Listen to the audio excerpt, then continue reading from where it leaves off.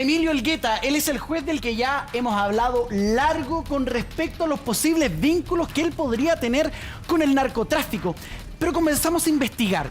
Es un hombre que no solamente ahora, en estos últimos días, ha estado en la palestra noticiosa, sino que también hace varios años, porque ya tenía antecedentes, tenía sanciones que venían por parte también de la Corte de Apelaciones. E incluso llegamos a saber de la universidad en la que él trabajaba, porque cómo no una universidad no quería tener a un juez de la Corte de Apelaciones como profesor para poder enseñar toda su experiencia. Bueno, él se ausentaba muchísimo. Tiene algunos antecedentes que están siendo confirmados de una infidelidad que le habría causado a esta alumna, con la que se metió, de posicionarla en distintos trabajos, de hacerla pasar los ramos que él mismo enseñaba, y que los alumnos incluso denunciaron con las autoridades de esta universidad para que sacaran a este profesor de que estaba cometiendo una irregularidad con una alumna que finalmente llegaba sin saber prácticamente nada, o no llegaba, todo esto? No llegaba a las pruebas y ella pasaba el ramo igual. El ámbito universitario. Vamos a profundizar aún más en el ámbito del posible vínculo con el narcotráfico. ¿Cómo llegan a él? ¿Habrá un intermediario? ¿Qué ganaba él dejando libre al sobrino de una narco tan conocida, tan violenta como la Choclo? Y no solo eso, ¿qué más? Porque hay muchísimo más. Porque hay tráfico de pastillas para adelgazar. ¿Qué? Le dieron un decreto. Dijeron, no se pueden entregar más estas pastillas, tiene que ser una cantidad reducida. Y, milagrosamente, el doctor, con el que era la cabecera de su familia, le dice, aquí hay un decreto, entrega nomás las pastillas. Estos antecedentes y mucho más lo revisamos en la siguiente nota y luego lo analizamos. Es uno de los peores escándalos en que se ha visto involucrado el Poder Judicial. 3 jueces de la Corte de Apelaciones investigados, vínculos con narcotraficantes, violencia intrafamiliar, denuncias por acoso, tráfico de influencias, coimas, pituto y hasta magia negra. Eso es lo que indagan. El juez investigado que más ha sorprendido es él, Emilio Elgueta, un hombre de 62 años, titulado de abogado de la Universidad de Chile. En 2012 llegó a ser presidente de la Corte de Apelaciones de Rancagua, lugar donde su carrera habría tomado un rumbo oscuro. Obviamente que nos preocupa esa situación, pero la Corte de Apelaciones, el Poder Judicial, ha tomado todos los recaudos para que esta situación se enrole por los cauces correspondientes. Hablemos de vía administrativa, vía penal. Un hombre que parecía ser tan respetado que, cómo no, tenía que ser profesor universitario para aprender de su experiencia. Y así fue. Pero lo que vamos a ver a continuación no son sus magistrales clases de derecho, sino que todo lo contrario. The Clinic obtuvo declaraciones de un estudiante que conoció muy bien a Elgueta en su paso por la Universidad de Aconcagua. Es tanta la influencia que dice tener el juez que prefirió ocultar su identidad. Dice que jamás va a olvidar una relación que tuvo con una estudiante mientras estaba casado. Una infidelidad que jamás mostró interés por ocultar. En una reunión con los directivos de la universidad, yo dije que no me parecía que Emilio Elgueta tuviera una relación extramatrimonial con una alumna conocida por todos, que se paseara con ella en los patios, que la alumna pasara ramos que él mismo le hacía. Y no solo eso, esta alumna sabía que estar con Elgueta le podía dar poder. Era una relación sabida por todo el mundo. La alumna interrumpía exámenes solemnes para llevarlo al casino a tomarse un café, o a veces llegaba con 2 cafés y se sentaba en la sala.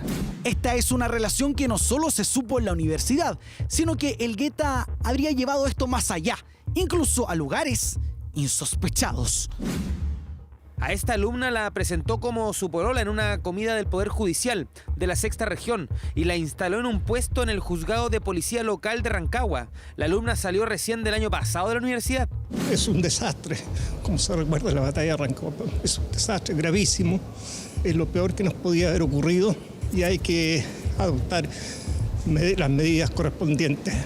Pese a que estos antecedentes habrían sido manejados por la universidad, no se tomaron medidas. Pero ahora el escenario cambió. La investigación judicial que involucra a Elgueta hicieron que el vicerrector académico de la Universidad de Aconcagua tome medidas. La universidad está enfrentando una situación compleja. Como queremos que nuestros actos reflejen lo que decimos y hacemos, hemos tomado una decisión que es separar de la docencia al profesor Elgueta, al menos hasta que termine la investigación. Y si les sorprendió su faceta de profesor universitario, mire esto. ¿Me creería si le digo que es investigado por posibles vínculos con una banda de narcos? Ponga mucha atención. En septiembre del 2018, Kevin Gómez, sobrino de una reconocida narcotraficante conocida como La Choclo, fue formalizado por robo con intimidación. Quedó en prisión preventiva. Un mes más tarde, quedó en libertad, pagando 1 millón de pesos de fianza. El Ministerio Público impugnó esta decisión y la Sala de la Corte de Apelaciones de Rancagua, integrada por Emilio Elgueta, revocó esta resolución, por lo que Kevin volvió a quedar en prisión preventiva. Y atentos a lo siguiente, porque aquí hay algo sospechoso. 12 días después, y a pesar de estar en la cárcel, Kevin Gómez se comunicó con su papá, Edison Gómez, hermano de La Choclo, y le dice lo siguiente. Que el miércoles voy a ir a juicio, pero eso no más, no se sabe más. No, pues creo que el miércoles vais, pero vaya a rebotar. Voy a rebotar. No te hagáis ilusiones. Sí sé que voy a rebotar. Vaya a rebotar y después te van a pedir otra y te vaya a venir. Pero no te hagáis ilusiones este día, porque no. No. Pero te vaya a venir luego, el luego, weón. Sí, hubo que pasarle unas monedas a un de arriba ahora, porque la era la corte, pues. Básicamente el padre de Kevin le dice que va a salir de la cárcel luego que le pase la plata a los ministros de la corte o a los de arriba, como ellos le dicen. ¿A quién se referirían? Habría sido a Emilio Elgueta. Pero ojo con esto, que la conversación continúa, porque no era nada fácil esa intervención. Requería tiempo y ellos lo sabían. Vaya a pasar unos días y te vaya a venir. Pero no sé qué día, pero te vaya a venir. No, sí, tranquilo. Yo creo que lo voy a hacer en unos 50 días. Sí, hubo que pasarle unas monedas de los de arriba ahora, porque la va a ir para la corte, po. Sí, para allá, 1 luca creo que había dicho la Jocelyn. Pidió un resto más. Sí, a esperar nomás. Pero la verdad es que no esperaron mucho. Solo pasaron 2 días y la justicia de Rancagua volvió a revisar la prisión preventiva de Kevin Gómez. Y ni se imaginan lo que pasó. En palabras simples, se dieron vuelta la chaqueta. El ministro Emilio Elgueta, que lo había dejado en prisión preventiva, ahora lo dejó en libertad, con el pago de una fianza de 3 millones de pesos. ¿No le parece extraño? Hemos recibido mucha información, han comparecido a la Fiscalía personas de manera espontánea para aportar antecedentes, y obviamente eso está abriendo el umbral de la investigación a otras conductas y a otras personas. Aquí hay otra prueba. En una nueva interceptación telefónica entre jefes de la banda liderada por La Choclo, se escucha que el clan narco tuvo que invertir 6,5 millones de pesos para lograr la libertad de Kevin Gómez.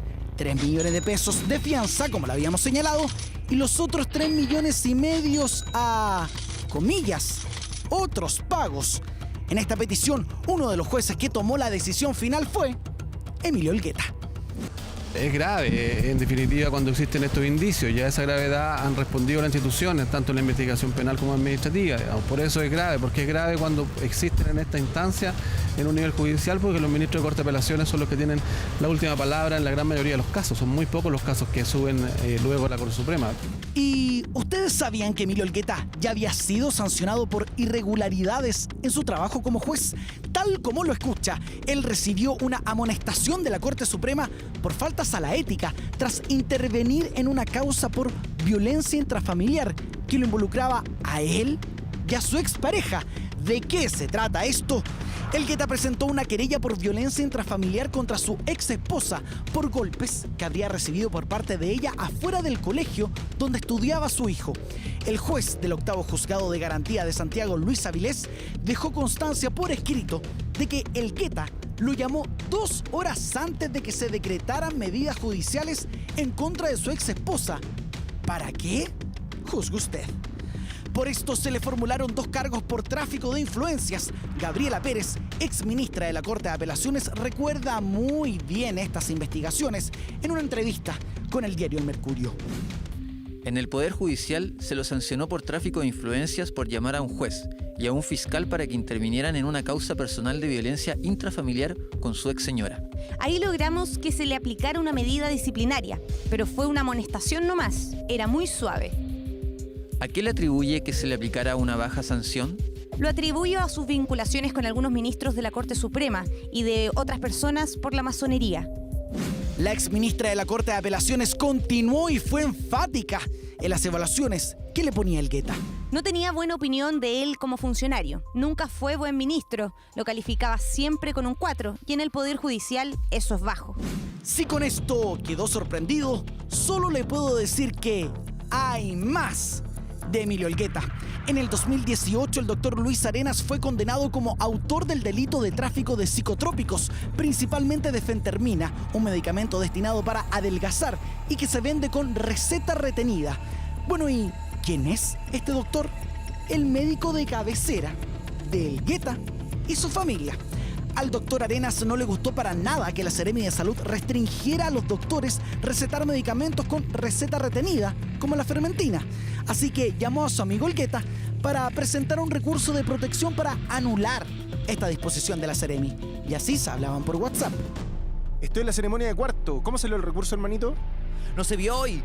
Ok, ¿te llamo más tarde o nos vemos donde el Marcelito Albornoz? Esa era la confianza que mantenían. Finalmente la investigación determinó que tenían montada una red ilícita de distribución de fentermina. En ella participaban al menos otras 3 personas que recibían las recetas del doctor para comprar el medicamento que luego era revendido a través de páginas web y redes sociales.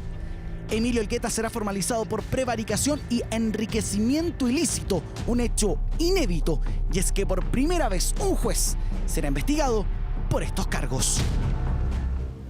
Impresiona, indigna lo que está pasando con ahora ex juez, está suspendido, Emilio Elgueta, sobre todo con los últimos antecedentes que hemos conocido, y quiero ir de inmediato para que conozcamos esta faceta de Emilio Elgueta en el ámbito universitario. ¿Qué es eso de la alumna? ¿Era como la amante? Mira, vamos de inmediato a contar esta historia, porque, bueno, él llega a Rancagua, es juez de la Corte de Apelaciones, un cargo que te llena de experiencia, por lo tanto, para la Universidad de la Concagua era muy bueno tenerlo en sus filas como profesor. Era profesor de Derecho Procesal, y es ahí donde todos los alumnos comienzan a darse cuenta de una relación que él tenía con una alumna de 40 años. ¿Hace cuántos años esto, Gino? Hace un par de años. Ah, hace poco. Hace muy poco. Y esa alumna era de el régimen vespertino. ¿Ya? Estudiaba en las tardes, noches. Pero se topaban porque estudiaban básicamente los mismos ramos. Tenía gusto de jovencitas el caballero. Sí, así parece. ¿Cómo se dan cuenta los demás alumnos de que tenían una relación? Porque no se ocultaban para nada. ¿Cómo? Ella entraba, por ejemplo, estaban en una clase y ella entraba a esa clase, la interrumpía con 2 cafés. Uno para Emilio Elgueta y otro para ella. Y no se retiraba de la pero clase. ¿como delante de los alumnos? Delante de todos los alumnos. Interrumpía la clase. ¿Y se quedaba ahí o se iba? No, ella se quedaba ahí. Así llegaba con los 2 cafés y le decía, le traje un cafecito. Exactamente. Toma tu café. Y se sentaba y presenciaba la clase. No era ayudante de él, nada. Nada. No había ningún vínculo laboral. Y no era entre la ellos. alumna patera, que había algo más, digamos. No, porque además ella ni siquiera participaba de esa clase como alumna. Ella tenía otra clase después con este profesor. Y si interrumpía clases, también lo hacía cuando estaban rindiendo pruebas, que eso era lo más absurdo. De hecho, uno de los alumnos, compañero de ella, relataba que en algunas instancias llegaba esta alumna y le decía, Emilio, vámonos al casino, vamos a tomarnos un café. Pero interrumpía... no una prueba donde tiene que estar fiscalizándolo él. Ya, ¿y eso después, esa relación generó en alguna cosa? Bueno, esta relación evidentemente generó la molestia a los demás alumnos porque veían de que ella ni siquiera iba a clases y pasaba los ramos. Entonces presentaron su molestia y su denuncia, sin duda, a la dirección de la universidad. Eso dicen los alumnos, mientras que la dirección dicen que no. Revisamos las declaraciones de este alumno que las dio en The Clinic. Dice, en una reunión con los directivos de la universidad, yo dije que no me parecía que Emilio Elgueta tuviera una relación extramatrimonial con una alumna conocida por todos, que se paseara con ella en los patios, que la alumna pasara ramos que él mismo le hacía y donde no iba mucho a clase. Ahí había algo raro, porque era alumna de él y pasaba los ramos y se paseaban por el patio. Mira, y no fue solamente eso. A mí me gustaría revisar otra de las declaraciones que entrega este alumno, porque no solo había problemas en el ámbito laboral, o sea, en el ámbito estudiantil, sino que hay algo laboral acá entre medio. Dice, era una relación sabida por todo el mundo. La alumna interrumpía exámenes solemnes para llevarlo al casino a tomarse un café, lo que les contaba. O a veces llegaba con 2 cafés y se sentaba en la sala. Esto ocurría en la universidad. ¿Pero qué ocurría en el trabajo de Emilio Elgueta? Que también llegaba la niña. Declaraciones que también entrega esta alumna. Mira, vamos a revisar la siguiente porque algo pasa cuando ella se titula de abogado y Ya. jura como abogado. Comienza a tener trabajos que sospechaban mucho los demás colegas. A esta alumna la presentó como su polola, el casado, en una comida del Poder Judicial en la Sexta Región y la instaló en un puesto en el juzgado de policía local de Rancagua. La alumna salió recién el año pasado de la universidad. Oye, pero él seguía casado y la presentaba oficialmente como la polola. La presentaba oficialmente como la polola, estando casado, y aquí es donde los alumnos, los propios colegas dicen, acá hay un tráfico de influencia. Sí, porque espérate, cuando habla él usa la palabra instalar. Aquí Saba está mirando aquí como atentamente. Hay que ser muy cara. Sí, te cara. Sí, sí, eso es. Saba, pero el instalar, el ministro, él podía haber llamado por teléfono y decir, instálenla ahí, denle pega, ¿sí? Yo siempre respeto el debido proceso. Sí, claro. Yo creo que hay que probar lo que se dice. Si es verdad, es impresentable. Si eso lo ha dicho la Corte Suprema. Instalar, yo creo que es lo que tú dices, Ignacio, que llamó a alguien para que ganara el concurso o hubiera una suplencia. Hay distintas maneras de acomodar a alguien, como se dice en el diccionario del corrupto. ¿Pero te parece verosímil? Presuponiendo la inocencia de todos, me parece que es posible. ¿Por qué? Porque hay muchos casos en que dentro del aparataje público los juzgados de policía local dependen de las municipalidades. Claro. Pero son entes públicos. Entonces puede haber una suplencia, puede haber una subrogancia. Entonces empiezan a hacer mérito y entra de alguna manera después. A eso creo que el alumno puede referirse con instalar. Que si es verdad que la acomodó en un cargo para que después fuera subiendo. Y si es verdad, es impresentable. Te pregunto si es verosímil porque es una cosa sabida desde los tiempos del libro negro de la justicia chilena que el tráfico de influencia, sobre todo en el Poder Judicial, es una cuestión prácticamente consagrada por todo. Lo que pasa es que, perdón, la propia ministra Gabriela Pérez, que es ex integrante de la Suprema, pero hizo toda la carrera judicial, secretaria, juez de Corte de Apelaciones, ministro, etcétera, dijo que era sabido esto. Me parece injusto que metamos a todo el Poder Judicial en un saco, sin duda. Pero hay instituciones que el llamado besamano. El besamano famoso. El besamano famoso, que todos los que postulan un cargo público. ¿Qué es el besamano? No. El besamano cuando se está postulando a un cargo, por ejemplo, y se hacen ternas para nombrar un juez. Sí. Van los que hacen la terna, confeccionan la terna en la Corte de Apelaciones por votación. Entonces todos los magistrados, todos van a presentarse.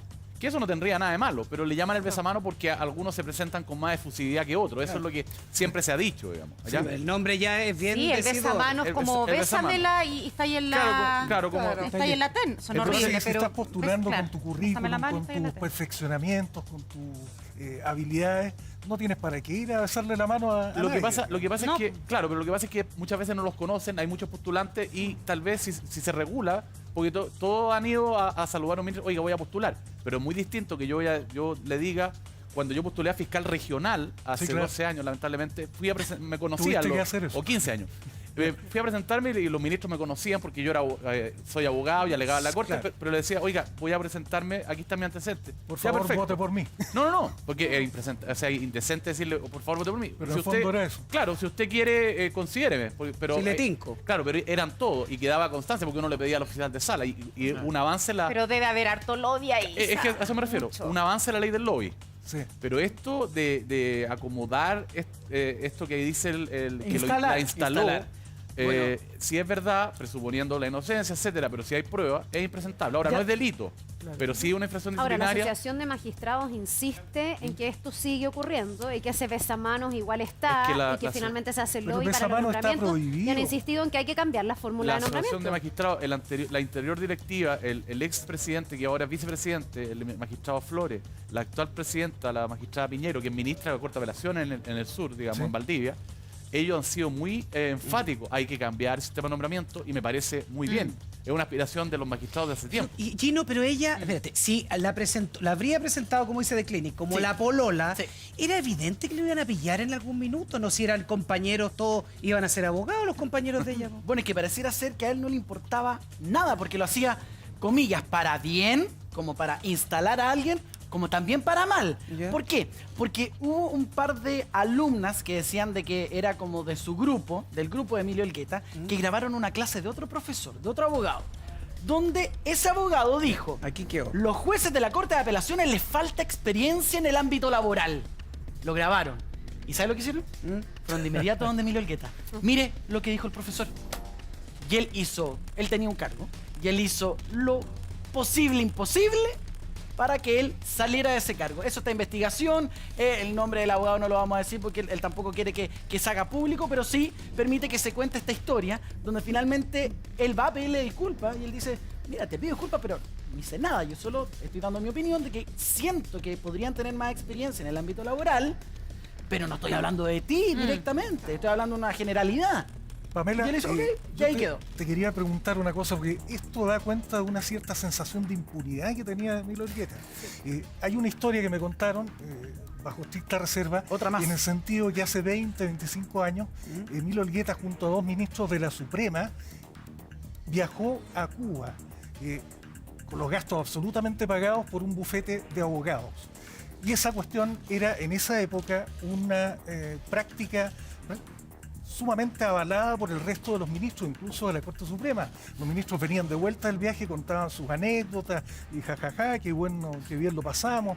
Y es absolutamente irregular, tú estarás de acuerdo, Saba, que pero como una empresa privada, cualquier otro estamento que interviene, conozco la historia. Financie viaje o financie cena. Lo que está diciendo, sí, conozco la historia de hace años, sí, circulaba en el ambiente forense, en el ambiente de los tribunales, que habían invitado a 2 ministros, a 3 ministros.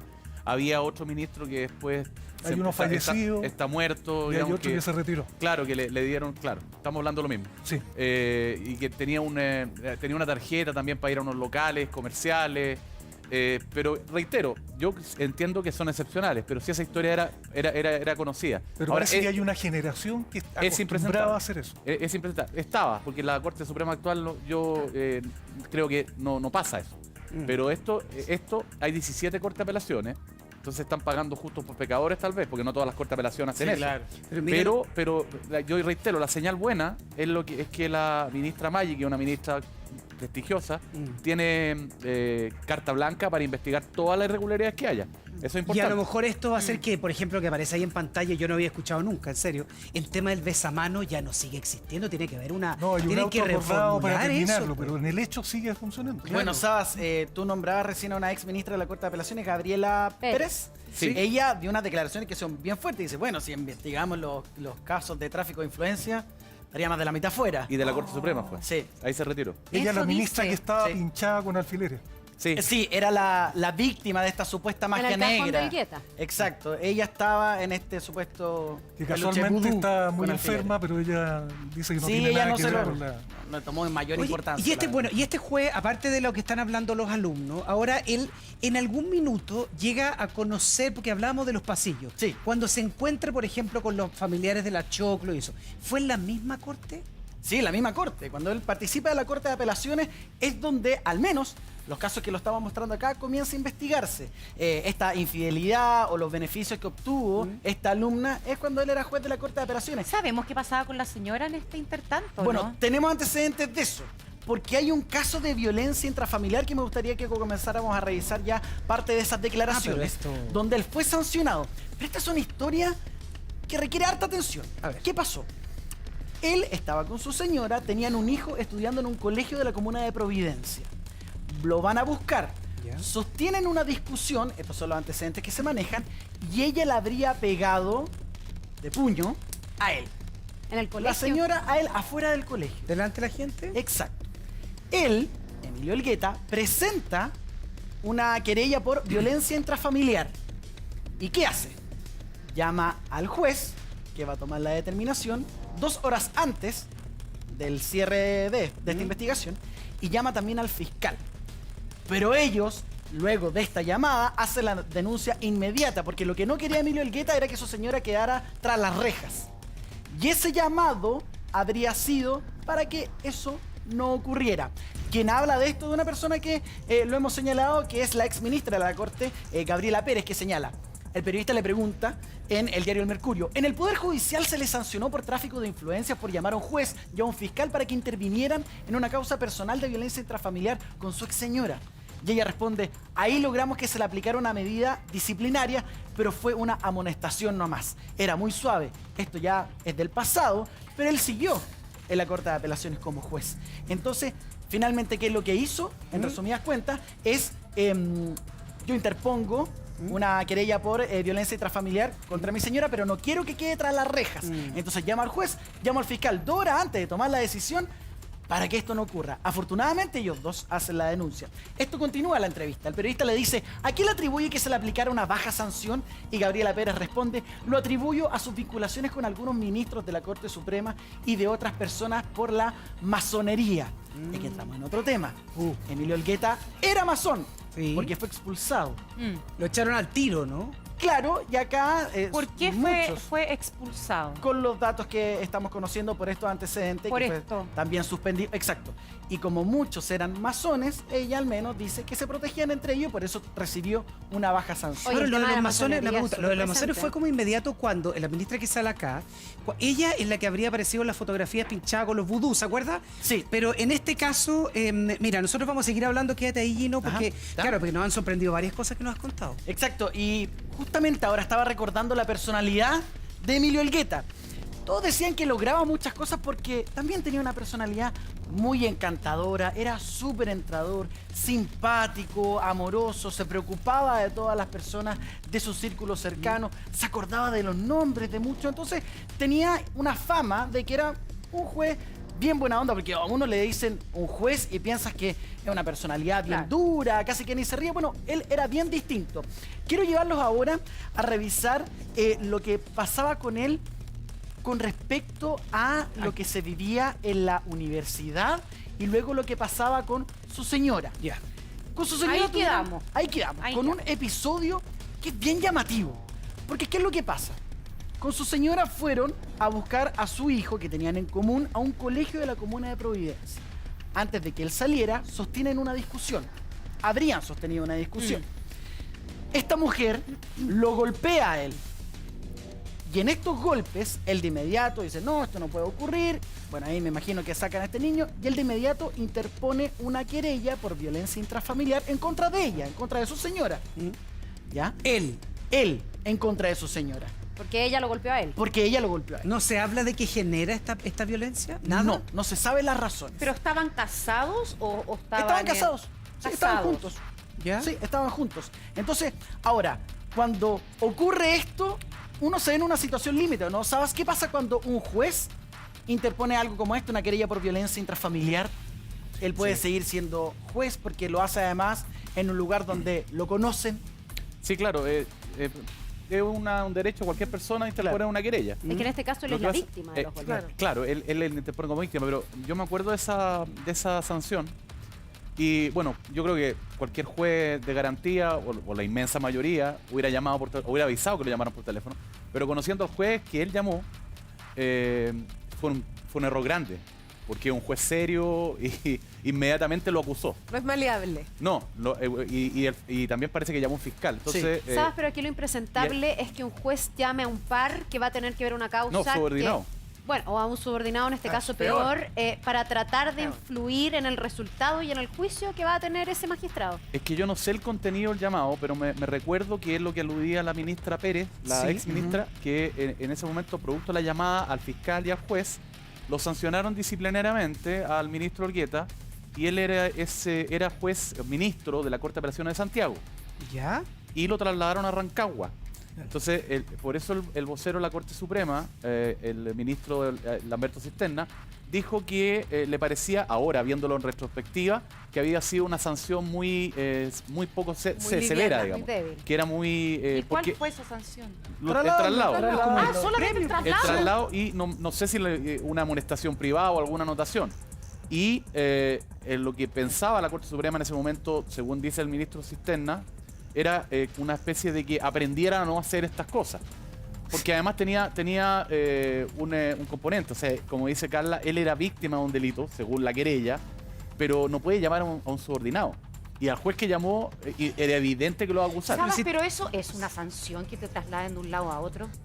Yo no sé qué descargo, porque como en todo el derecho, digamos, en las leyes, a las dos caras de la moneda, pues él tiene derecho a defensa, tiene qué pruebas presentó, etcétera. A lo mejor era ajustada. Pero hay sanción, po. Bueno, era ajustada en ese momento. Hubo una sanción. Ahora, si tú me preguntas a mí, Marcela, yo creo que es muy suave. lo mismo que dijo el vocero de la Suprema, yo creo que es muy suave. Podrían haberle aplicado una suspensión de 2 meses, con goce de medio sueldo, etcétera. Claro. Pero fue muy suave en ese momento. Ahora, en retrospectiva, se ve suave, pero en ese momento, porque esto fue el 2014, 2012. Sí. Claro, entonces... 2012. Y como él era víctima, se puede haber interpretado por esa vía. Ahora, como dijo Nacho o Carla antes, la Asociación de Magistrados hace tiempo que viene diciendo que hay que reformar los procedimientos disciplinarios para que sean más fuertes.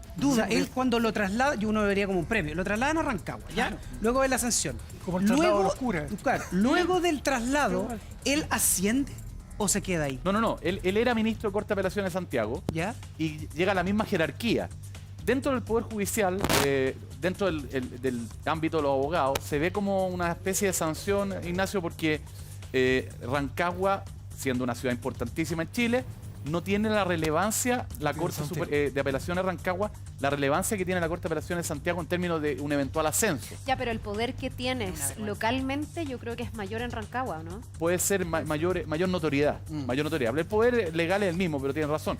Es mayor notoriedad tal vez, pero ahí en Rancagua hay otros ministros que son muy buenos ministros. O sea, nuevamente que no salpique para todos lados. Lo que me pasa, Sabas, que cuando hay una sanción, la sanción queda también así públicamente, para todo el mundo como una sanción. Pero esto él lo puede disfrazar como, un traslado. O un traslado, me quiero ir, quiero probar otra cosa. Es que parece que entonces no es una sanción. Es que parece que hubo otra sanción, porque no conozco el expediente disciplinario, el sumario administrativo, pero hubo una amonestación privada, una censura por escrito, no sé. Claramente, a la luz, en retrospectiva, como le dijo el propio vocero de la Suprema, parece muy suave. ¿Por qué? Porque acá hay una investigación súper seria. Las pruebas que, si bien no son pruebas porque esas son en el juicio oral, los antecedentes que hay son bastante, por decirlo así, feos en contra del ministro Olgueta. Tiene derecho a defensa, tiene que explicar, etcétera. Entonces, pero en principio hay transcripciones telefónicas, interceptaciones, hay algunos depósitos, dijo el fiscal Arias, y el fiscal Moya, que es el fiscal de alta complejidad de Rancagua, dijo que venían más formalizaciones. Y que además son dos delitos graves, o sea, prevaricación y enriquecimiento ilícito. Además lo enviaron a la ciudad donde él, entiendo que había estudiado, no sé si nació ahí, pero él tenía una red dentro de Rancagua de conocidos, entonces era prácticamente llevar el gato a cuidar la carnicería. Claro. Y fue lo que se convirtió finalmente. Puede generar mucha más influencia ahí, creo yo, que en Santiago. Si es que se comprueba esto, yo estaría de acuerdo con Jorge. Claro, lo que pasa acá es que la sensación que nos deja a todos, qué bueno que el juez alertó al que llamó de que están tratando de influir en mi decisión, pero para después recibir ese tipo de sanción uno dice, ahí el proceso se entorpece, y vamos a seguir muy atentos porque la formalización de Emilio Elgueta va a ser prontamente, ya a finales de abril, para ver qué va a ocurrir con su destino. Sin duda, muy buen reportaje de Gino Costa.